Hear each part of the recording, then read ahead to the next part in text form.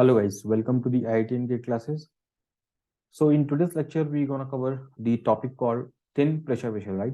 So in this thin pressure vessel, first we are going to cover the thin cylindrical pressure vessel, and then we can cover thin spherical pressure vessel, right? And we will solve some one or two numericals, which are good level. Now, in this one, very first of all, what is the purpose of pressure vessel? The pressure vessel is basically whenever the fluid is pressurized, so we generally used to store those uh, basically heated fluid, or maybe the working fluid or carrying fluid need to be stored. They will be stored in the form of what?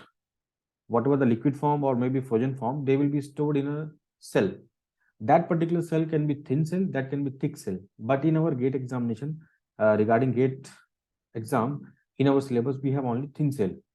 Now the shape of the thin cell, it can be cylindrical, it can be spherical cell, right? So what is the first thing? The closed vessels are used for storing the fluids under the pressure. They will be stored under the pressure more than PATM, right?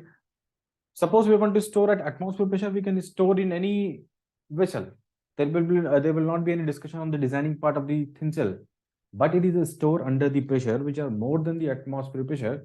That's why the chances of bursting, the chances of failing, the chances of basically breaking, the chances of basically the different parts of the cell may be what? They may get separated because of the high fluid pressure. So to design so that they will not be getting separated, we have to design very carefully. For that, we need to select the thickness, we have to select the diameter, what should be the length of the cylinder. All these are comes under the design criteria. Now, before understanding the thin cell, what is the meaning of thin? Note down. So here, if I just say pressure vessel,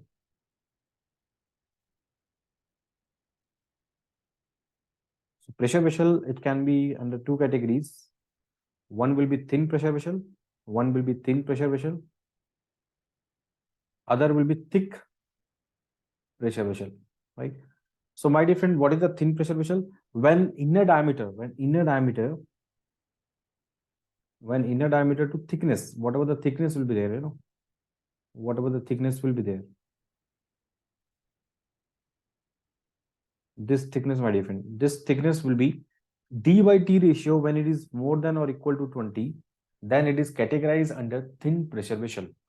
Why we are categorizing under thin pressure vessel? Because it is very much clear that diameter is much larger than the thickness, right? Such that we can neglect the thickness part and we can assume that it is a thin pressure vessel.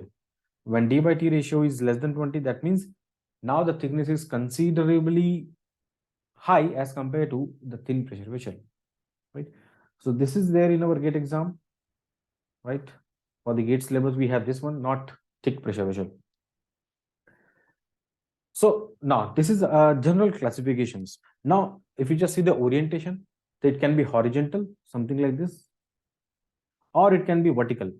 Now the question mark will be coming that what are all the stresses will be coming, in how many ways the cylinder can fail, right? That is what we have to discuss. Now, let's have a discussion.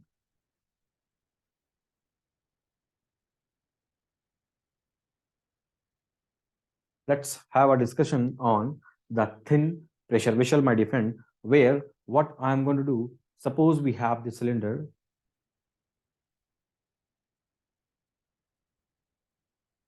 This is my cylinder. Now, here we are storing the liquid, for example, here we are storing the liquids in the form of, where the pressure is what? More than PATM. Whatever the fluid is there, that particular pressure is what? That particular pressure is more than PATM. PATM, how it will be acting? It will be acting like this, right? Everyone know that.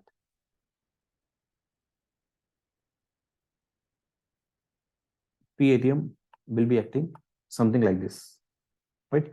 So if I just see the side view, it may look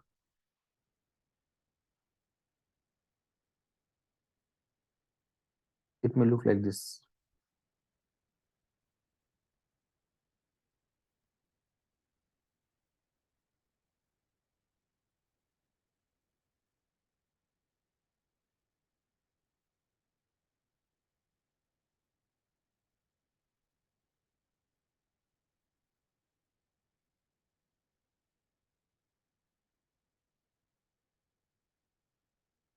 So whatever the pressure might be there, it might be acting like this pressure which I'm just drawing, this might be acting something like this, right? And this is a closed end. This is the closed end. Don't think that it is open one. It is a closed end. It is a closed ends. It is a closed ends. Now you try understanding here. Now you try understanding here the how in how many manner the cylinder can fail. See, the pressure might be acting onto this side like this. So it may say that it may burst the cylinder. The cylinder may fail in a circumferential manner, right? If I just show you the 2D figure of that, it will be like this. The cylinder can fail like this, and also the cylinder can fail in a longitudinal manner also. As you can see, the pressure is not only acting on a circumference part, it is acting on the closed ends also. Whatever the closed ends are there, it is acting there also. So if I show you the failure may look like this.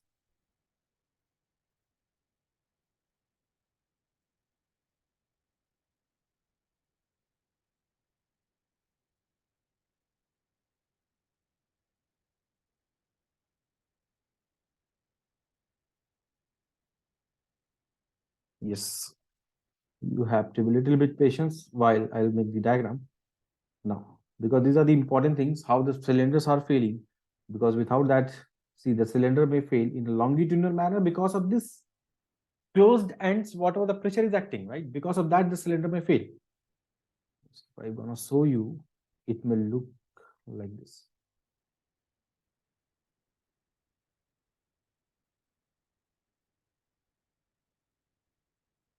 These are the one part only, but now it is basically what? Failed in between that, so that now it is cut out basically what? Cut into two parts, you know. So this is nothing but failure. This is nothing but the failure we call longitudinal failure.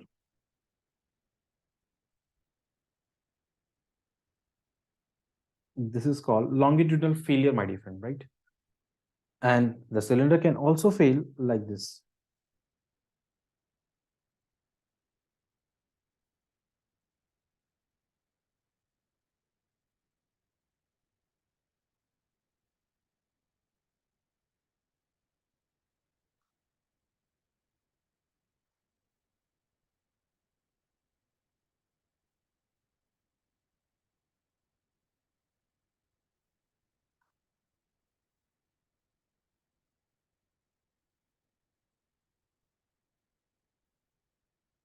The cylinder may fail in a particular circumferential manner.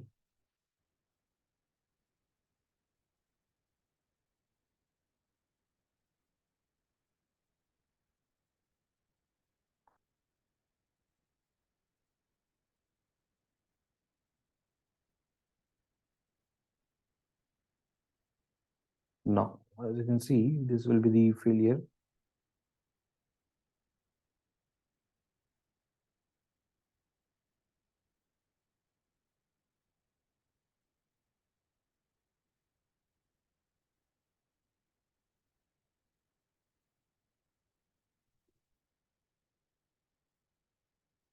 This will be the basically two halves. As you can see, the cylinder may be failed because of the pressure might be acting like this. You know, it can just burst the cylinder, fail the cylinder in a circumferential manner. That's why we are calling what?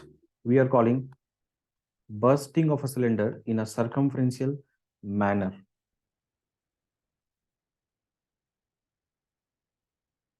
Bursting of cylinder in circumferential manner.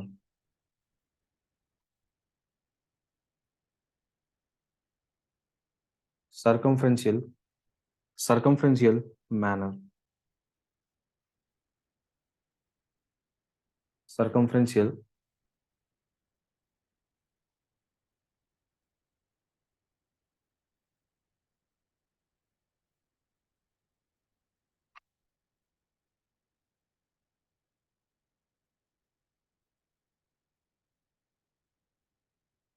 Circumferential failure. This is the longitudinal failure, my dear friend, as you can see. Right? So why I have drawn, see very carefully, you understand, because of this longitudinal stress will be developed, and because of this hoop stress, we also call circumferential stress. Circumferential stress will be developed. Here, because of this hoop stress, or we also call circumferential stress, here we are saying that longitudinal stress will be developed because of what? Longitudinal failure. Right? Now, this is a case number one when the inside fluid which is being stored is at a higher pressure than the atmospheric pressure. Now, let me discuss the case number two. Case number two, you try understanding what I'm discussing right now. When suppose, for example, you have this cylinder, you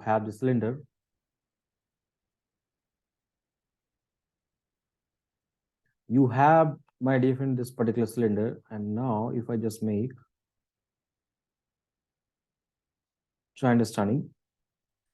So here what you're understanding, whatever the atmospheric pressure is which are acting from the outside, remember these are the closed ends. Again, I'm repeating because it is having a very significant role in our development of thin cylinder chapter, right? Now,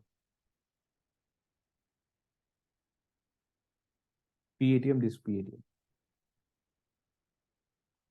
Now, my dear friend, whatever the fluid which is being stored, now it is also stored at PATM. In such a scenario, hoop stress will be 0 and longitudinal stress will be 0, right? Inside pressure is equaling the outside pressure, then why the hell the particular fluid will offer some kind of pressure or forces onto the cylinder material? If you're not disturbing cylinder material, do the cylinder material will offer some kind of resistance? No resistance, no stress. Remember, stress is what? A resistive force per unit area, right? There is no resistive force, there is no stress at all. Nobody can generate this stress, right? Now, case number 3. Suppose, for example, you have just placed the cylinder inside maybe some fluid or container, which is being, suppose, you have just placed the cylinder, my dear friend, in a particular fluid which is being surrounded to this cylinder like this. And definitely they're gonna offer here we have the no fluid, but we have only PATM, just atmospheric air is there, right? Now, here fluid, whatever the fluid is there, which are at a pressure more than PATM, which are there at a pressure more than PATM are different, right? So this is the case of external loading. My dear friend, what is going to be happening, whatever the pressure is there more than PATM, in that case, hoop stress and longitudinal stress will not be equal to 0. But earlier what we have seen that because, see, the pressure is acting like this, the longitudinal stress will be developed in a tensile manner. Longitudinal stress will be tensile in nature. Circumferential will also be tensile, right? Will also be tensile in nature. Let me show that.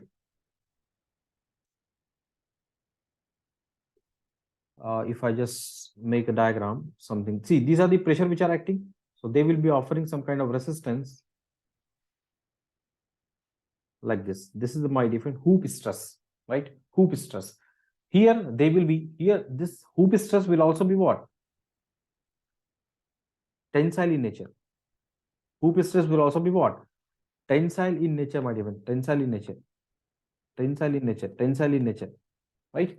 So, my dear friend, in the case number 3, when the fluids are subjected to outside rather than inside, then cylinder may be subjected to what? Hoop stress and the longitudinal stress. And in that case, they will be compressive in nature.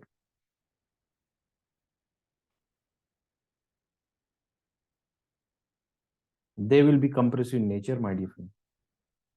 They will be compressive in nature, my dear friend. Right? At this point of time, you may see that the whole history is revolving around the hoop stress, longitudinal hoop stress, longitudinal. But one more stress is there which are acting because of the pressure itself. Because of the pressure itself in the radial direction, one more stress is there we are calling radial stress. But that particular value is a very, very small as compared to hoop stress and the longitudinal stress. In such a scenario, we generally neglect this radial stress. How many stress are there? Hoop, longitudinal.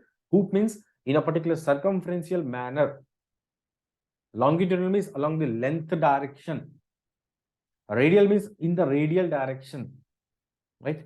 Now, so let's discuss one by one the formula regarding the stresses. The first formula which I'm going to discuss is a circumferential stress in a cylindrical pressure vessel. As you can see, this is a cylinder, my dear friend. I am considering only this portion for our analysis purpose. For our analysis purpose, I am considering only this part of the portion like this, which I have drawn with the red color. I have taken out. Just I have taken this segment, my dear friend, from this particular part and have shown something like this. A is there.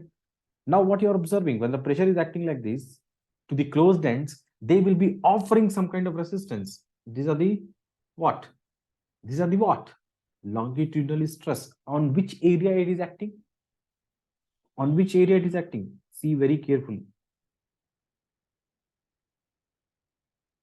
You have to observe very carefully. It is being acting, my dear friend, approximately at the inner radius. So 2 pi r into t, 2 pi r into t, my dear friend, that will be the area over which it is acting. Frankly telling you, this is not the inner radius, this is the mean radius. But for our analysis purpose, Rm is what? R plus t by 2. Everyone know that. But thickness is such a very, very smaller value. Generally, we tends to take Rm is equal to R. Right? In gate examination, suppose Rm is given, take directly. R is given, take directly. Both the ranges will be given in the answer key. Right? Sigma L into 2 pi R into T. This is the longitudinal manner failure. Because of that, longitudinal stress will be developed. But we know that there is a pressure which are acting on the circumferential manner in a circumferential direction also. And because to resist that, there will be some kind of circumferential stress. It may not be so much clear with this diagram. Let me make one more diagram so that things will be clarified to you. Circumferential stress. I'm discussing about circumferential stress. Understood very carefully.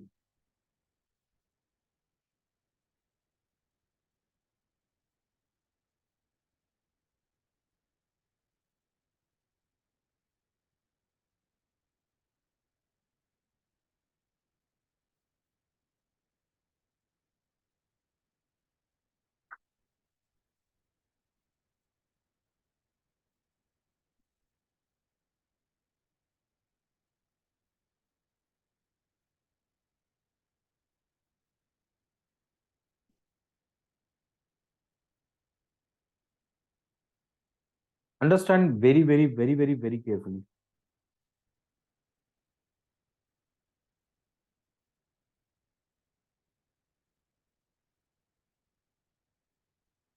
These are the pressure which are acting, my dear friend. Right? To resist that, what it has to do? The material should offer some kind of resistance, and the material will offer some kind of resistance in this direction like this. In a hoop, in a diametral directions, right? This will be, my dear friend.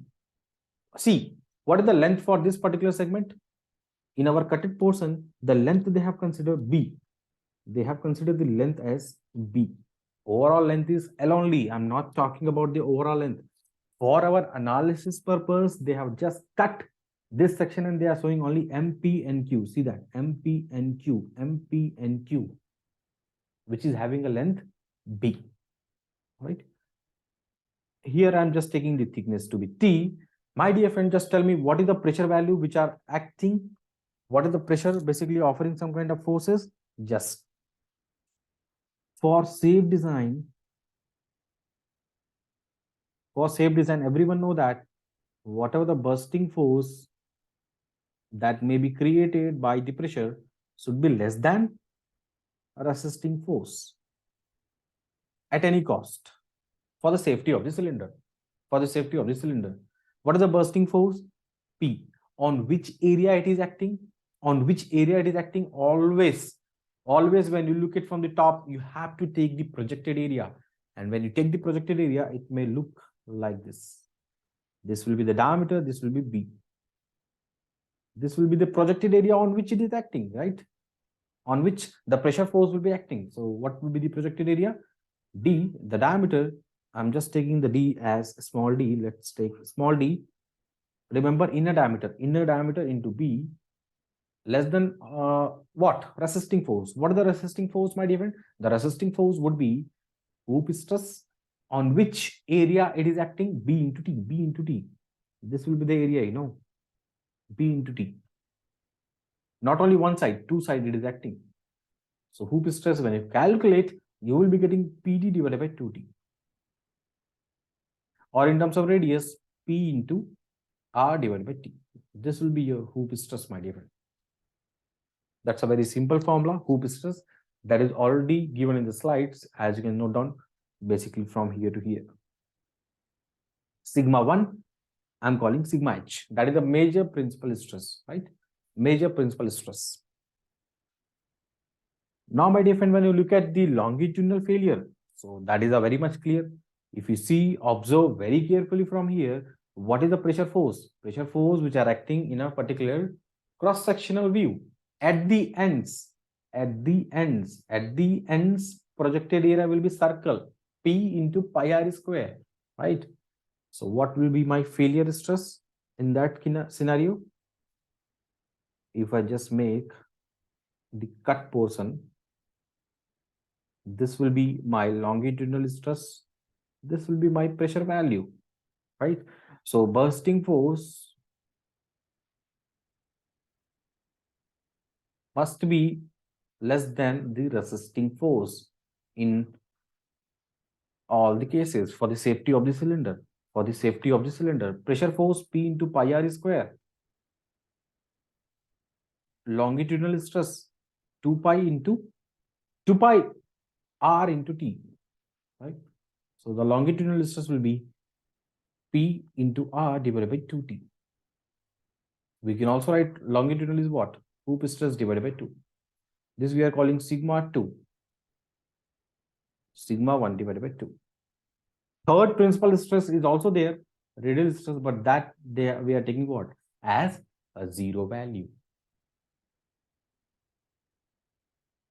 Remember, frankly speaking, here Rm should coming, but we are taking Rm is equal to what? Equal to R only. Because it is very, very thin section, so both are having some not a very significant difference between Rm and R, right? And that is what they have derived. But one important conclusion among my discussion for regarding thin cylinder and thick cylinder is that whatever the P you are taking, that is not the absolute pressure. Remember, here we are storing the liquid at a pressure value more than P atm. So whatever the P minus P atm is there, that is nothing but what? Pressure of the fluid, I am calling delta P. And in this particular slide, I have represented by P only. So P doesn't mean that a particular absolute value. No. It is basically a gauge pressure. Gauge pressure is the internal pressure above the pressure acting outside of the vessel. That means it is more than the atmospheric pressure.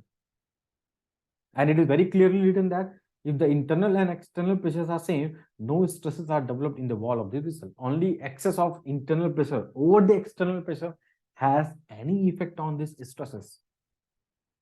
Getting my point? Now, so this is regarding the my different what we are calling thin cylindrical pressure vessel. In the thin cylindrical pressure vessel, we come across some of the basically what? Maximum shear stress in the wall.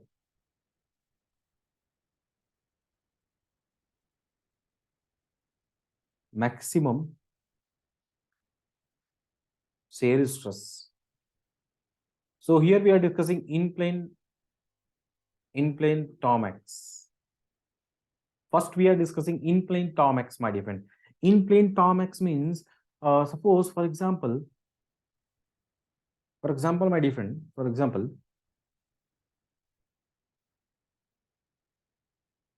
Tom X, we know that from our principal stress formula, sigma 1 minus sigma 2 by 2, right? So when you write sigma 1 is what? PD divided by 2T. D is a what? Inner diameter.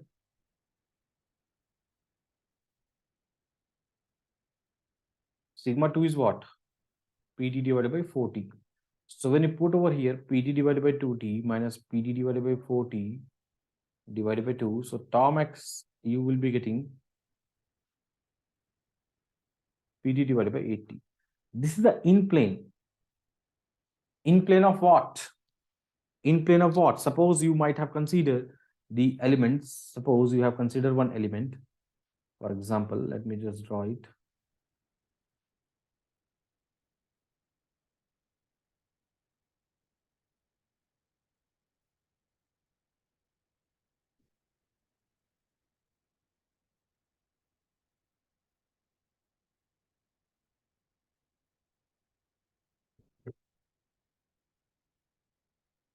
This will be sigma 2, that is the longitudinal stress. This will be hoop stress, sigma 1.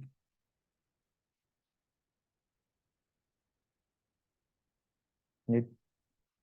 So my dear friend, what you are observing, if I just make the Tom explain, the Tom explain will be, see, these are the basic things, and we have discussed very beautifully in our chapter called Principal Stress and Strain. And when I just make here, this will be the Tom X.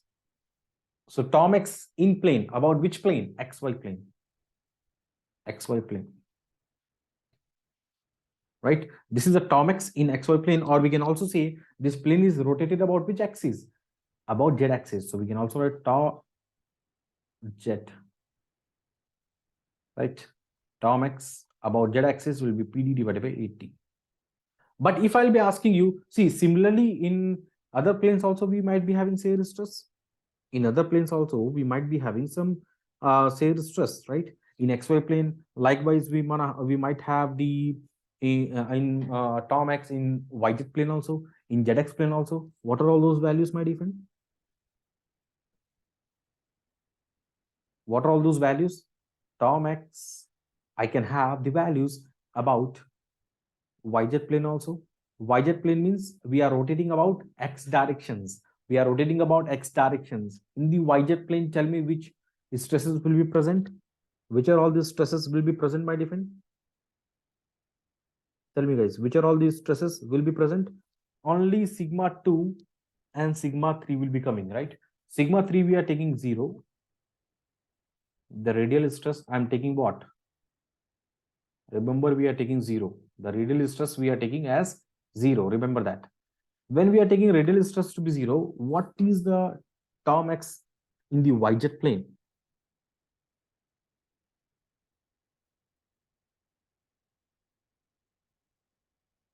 See, in the YZ plane, when you offer in the Y directions, what's going to be happening? We might be having what? Sigma 2 minus sigma 3 by 2. Sigma 2 is what? PD divided by 4T by 2. So once again, we are getting what? PD divided by 8T. PD divided by 8T. We can also have Tom X about ZX plane. And about the ZX planes, what we might be having? What are all the things we might be having by different? Sigma 1 minus sigma 3 by 2. Right? Sigma 1 minus sigma 3 by 2.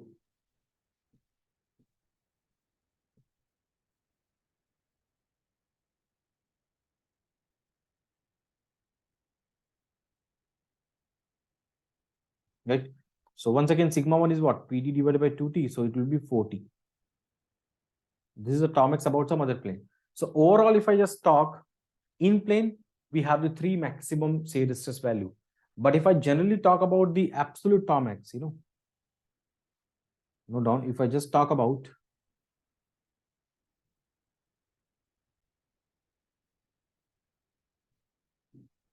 see guys, So what I'm just saying, if I just talk about absolute maximum shear stress for a particular plane, we can calculate. But if they will be asking you, what is the shear stress in a walls of the thin cylinder? Shear stress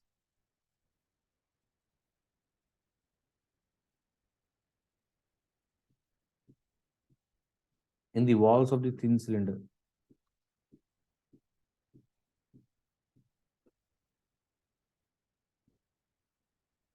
That will be maximum of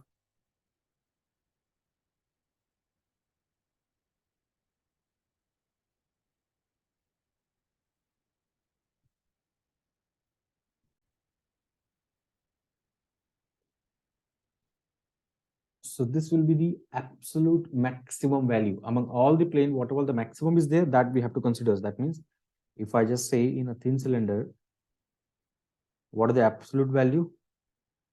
Maximum of, and this is what the theory of Tresca's, right? Maximum shear stress theory. There also we have discussed the same thing. PD divided by 80, PD divided by 80, PD divided by 40. And from here we got to know this is the maximum. So tau max absolute value will be PD divided by 40. This will be the answer, right? For the absolute maximum shear stress, right? Now, few more things we have to discuss, but we will discuss after discussing the spherical pressure vessel, right? Spherical pressure vessel, my dear friend, here, when you observe very carefully, it may not be having the two kinds of failure here because of symmetry, right? It may fail only in one manner. So here we have only hoop stress. What we are calling here, we have only hoop stress. So what are all the failure? So when you observe,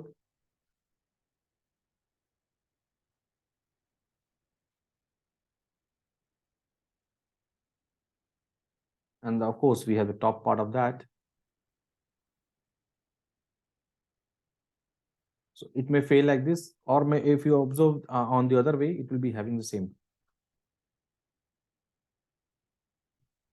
So these are the pressure value which are acting.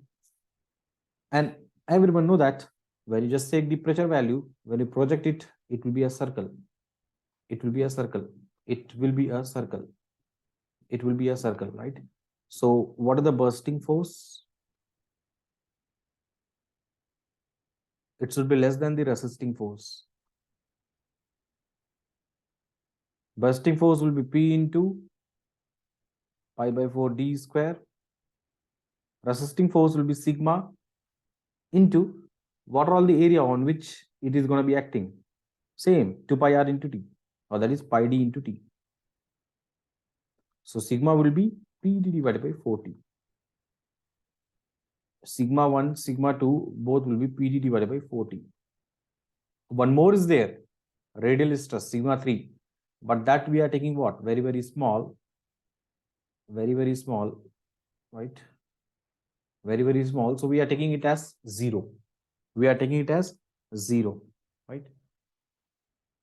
Now, once again, here also you come across the situation where we are considering about the mean stress, right? Mean stress. When you observe, here also we are considering sigma into 2 pi r. Actually, when you observe very carefully, this is not acting basically.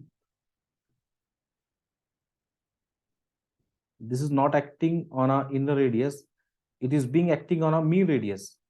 Frankly speaking, this has to be a mean radius, right? Frankly speaking, this has to be a mean radius. But for our analysis purpose, Rm is almost equal to what? R.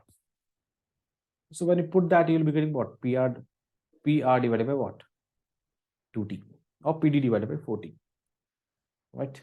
So that's why one note is also there, very, very important. Since the analysis value for the thin cell, disregard the small differences between the two radii and replace it R by Rm, or replace Rm by R.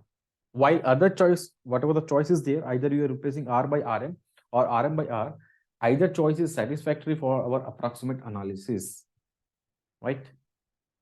Now, coming to this next segment, we have to discuss few more things regarding strains. Basically, we come across three types of strain. One will be all about strain, all about strain. One will be hoop strain,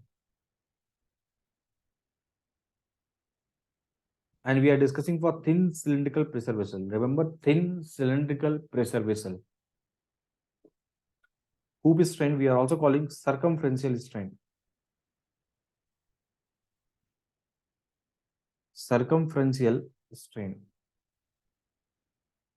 It's a very simple formula, sigma h upon E, just like what we have discussed, minus of mu into sigma L upon E minus mu into sigma R upon E.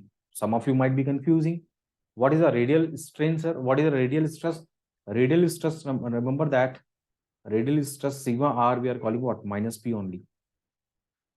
Minus P. But it is acting on the inner, only on the inner surface, not on the outer surface. Overall, it has to be very, very small as compared to, it is a very, very small value as compared to hoop stress and longitudinal stress, my dear friend. Remember that. So we are taking 0 here. Remember, we are taking it as 0. What it will give, hoop strain? It will give change in diameter by original diameter. What it will give? It will give change in diameter by original diameter. Because it is acting in a circumferential manner, it may try to disturb the diameter. It may change the diameter. Right? So what is the hoop strain? PD divided by 4T, PD divided by 2TE, PD divided by 4TE. So when you calculate hoop strain, you're gonna get PD divided by 4TE 2 minus mu. That is a hoop strain. That is a hoop strain, my dear friend. That is a hoop strain. Now let's focus our attention on the longitudinal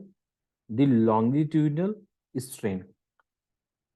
Second type of strain will be longitudinal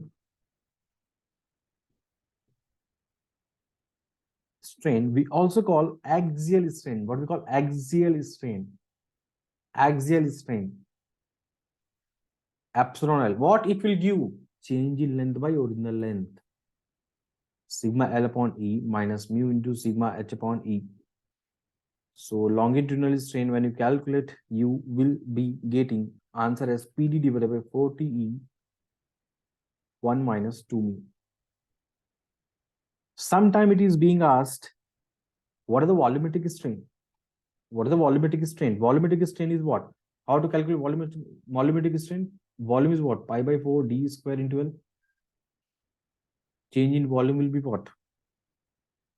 Pi by 4 d square, change in the length, plus pi by 4 2d into delta d into L. If I just divide by V, what I will be getting, my difference? Pi by 4 d square into delta L divided by pi by 4 d square into L plus pi by 4 2d into delta d into L divided by pi by 4 d square into L. So when you calculate, you will be getting change in volume by original volume as longitudinal strain plus 2 times of hoop strain. Sir, how? Very simple, very simple. This thing will be cancelled out. Change in length by original length, that we know, that is known by what? Longitudinal strain. And here you will be getting what? 2 times of delta d by d. This will cancel out, you know. So 2 times of delta d by d. Length will also be cancelled out. So volumetric strain will be epsilon L plus 2 times of hoop strain. Then volumetric strain can be written as change in volume by original volume as PD divided by 4TE 5 minus 4 mu. 5 minus 4 mu. You can simplify because you know this formula, you know hoop strain formula. Put the value, just simplify it, you will be getting this answer. Generally, we tend to neglect third strain as radial strain.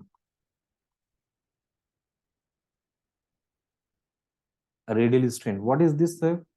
Change in thickness by original thickness. Thickness will also be changed, you know. Diameter will change, thickness will also change. Who will be responsible? Radial pressure will be responsible, or radial stress will be responsible. So how we are writing? Sigma r upon E minus mu into sigma h upon E. Unfortunately, this we are taking as 0 because whatever the radial stress is there, that is minus P, is very, very small as compared to the hoop stress and longitudinal stress. Getting my point? So when you just calculate, you will be getting as minus mu divided by E sigma h plus sigma L. Do not confuse. Do not think that if I need to calculate change in thickness, I can calculate just calculating the change in diameter. No, it's not at all possible. The diametral changes will be given by the circumferential stress along the radial directions. Try to imagine the 3D cylinder view, in front of you, and you only see that which are all the things will be responsible. So whatever the radial pressure which are acting, that will be responsible for thickness change. That will be responsible for the thickness change. And overall, when you cut the cylinder from the vertical plane, and when you observe which are all the stresses will be responsible, which are all the strain will be responsible for diametral changes, that is a circumferential. And which are all the strain will be responsible for length changes, longitudinal stress, and because of that, longitudinal strain will be developed. And hence, because of the Poisson ratio, other stresses will also be coming in the respective strains. Let's suppose we are calculating the radial, right? So only radial stress is coming? No. Because of the Poisson ratio, hoop and longitudinal will also be coming into the formula, and that is being discussed very beautifully in our basic chapter of the strength of material. Right? See, these are the problem they have asked in GATE 2021 in A for 2 marks. It's a very simple and pretty straightforward. What we have to do, a thin cylindrical pressure vessel with the closed ends made up of homogeneous and isotropic material. If the hoop or circumferential strain is 3 times axial, means longitudinal strain, then what is the Poisson ratio of the material? What is the Poisson ratio of the material? So hoop strain is what? PD divided by 4TE 2 minus mu 3 times of PD divided by 4TE 1 minus 2 mu. When you simplify, you will be getting answer as 0.2. 0.2 as an answer you will be getting. That's a pretty straightforward question. But when you observe the question like this, which has been asked in GATE 2022 for 2 marks, a thin walled cylindrical pressure vessel which has a mean wall thickness of T and the nominal radius R, this Poisson ratio of the material is what? 1 upon 3.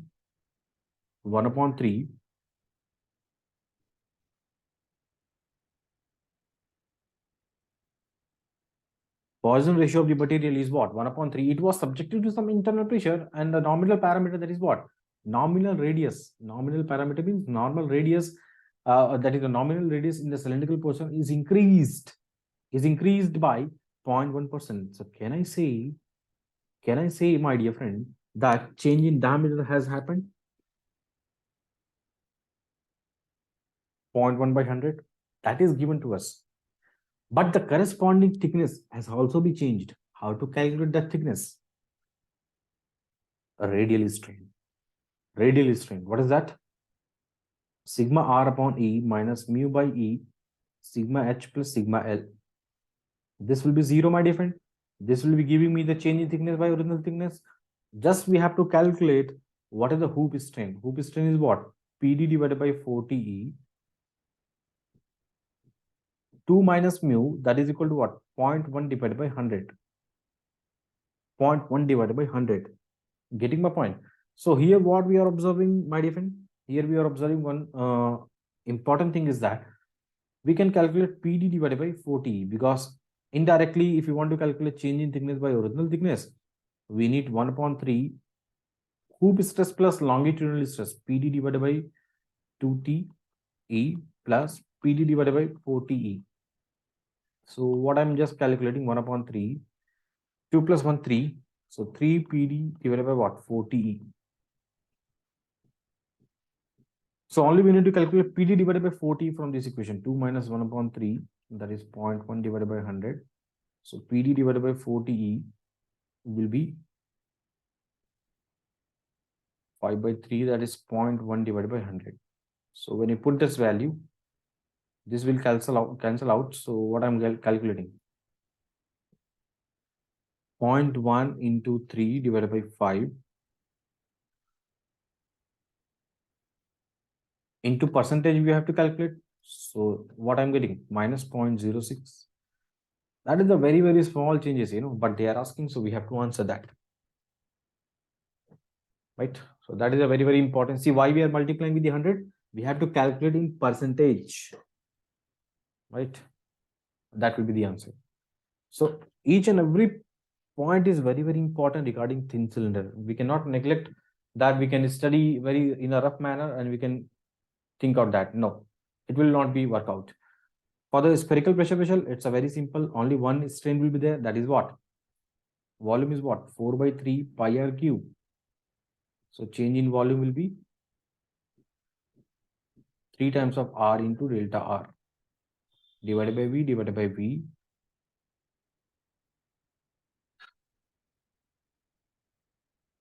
dv by v, that is change in the radius divided by original radius. So 3 times of hoop strain. And what is the hoop strain? Sigma divided by E minus mu divided by sigma divided by only one. See, sigma H, sigma L, both are same, right? Here in spherical pressure vessel. In a spherical pressure vessel, both are same, right? So what we can write?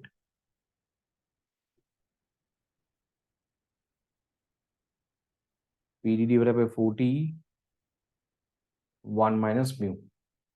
So volumetric strain will be 3 PD divided by 40, 1 minus mu. That will be the answer. That will be responsible for radius changes. Once again, if they will be asking you calculate the thickness, percentage thickness in the spherical pressure vessel, how to calculate? Minus mu divided by E, sigma plus sigma. Because sigma H equal to what? Sigma L equal to what? Sigma only equal to what? PD divided by 40. And from here, you can calculate change in thickness by original thickness, whatever in terms of percentage or in terms of simple calculation also, you can do that. So these are the things which are very, very important for your GATE examinations, right?